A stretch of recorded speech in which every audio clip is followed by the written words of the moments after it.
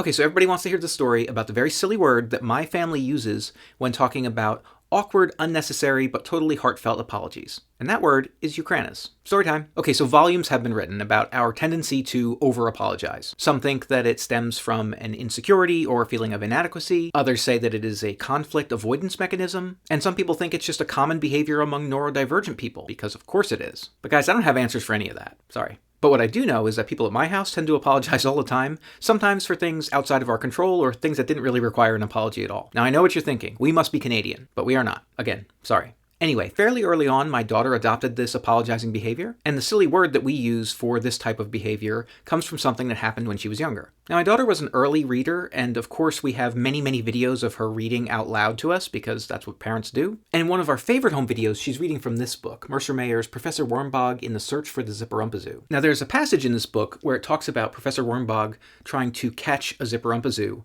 and he baits the trap using wild yuccananas, a fictional fruit. Okay, so I'm going to play an audio clip from the video in which she is reading this part of the book, and she makes a small mistake. Reserved for a passing Zipperumpazoo. Please drop it. Thank you.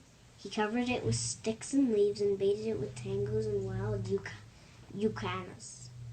Wild yuccananas. Yuccananas, that's right. Look, yuccananas. Okay, so just in case you didn't catch what happened there, she mispronounced the word yuccananas as Ukrainas, immediately recognized it, corrected herself, and then, of course, apologized. And we all laugh about this video now because it's such a good example of apologizing when you don't really need to at all. Like, why would you apologize for mispronouncing a fictional fruit? Especially if you're like 6 years old or however old she was when this video was recorded. Anyway, we now use the term Ukrainas as shorthand when we recognize ourselves apologizing in a situation where we didn't really need to apologize. We end up sort of tacking it onto the end of the apology. Oh, I'm sorry, am I in your way? Let me get out of the way. Sorry.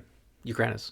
In a way, Ukrainas ends up serving as an apology for the apology, which is really silly. So, Ukrainas is part of our familect, and we use it all the time to describe this behavior, including when we see someone else doing it. And that's why when I saw that video yesterday, in which the person awkwardly apologizes at the end of the video for, I don't know, daring to appear on camera with wet clothes, it made me laugh, and I immediately said Ukrainas on that person's behalf. And then I showed it to my family because I knew they'd appreciate it. Okay, that's my story. Feel free to use the word Ukrainas with your friends, and if that word somehow becomes mainstream, then that will be my crowning achievement as a creator on this app. And sorry about the long explanation.